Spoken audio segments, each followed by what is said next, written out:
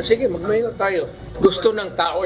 Ito ang naging pahayag ni dating Pangulong Rodrigo Duterte tungkol sa plano ng kanilang pamilya para sa darating na halalan. Inaasahang maghahain ang dating Pangulo ng kanyang Certificate of Candidacy bilang mayor sa Davao City at ang kanyang anak na si Sebastian Baste Duterte bilang vice mayor bago matapos ang itinakdang huling araw ng COC filing sa October 8. Samantala, nilinaw ng dating Pangulo na wala siyang personal na problema kay Pangulong Ferdinand Marcos Jr.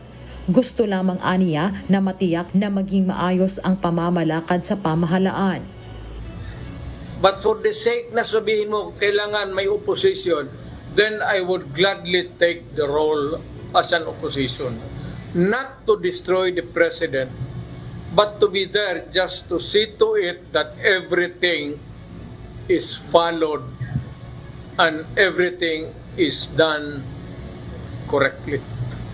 Matatandaang naging mapait ang dati matamis na relasyon ng mga Duterte at Marcos bunsod ng iba't ibang usapin sa politika.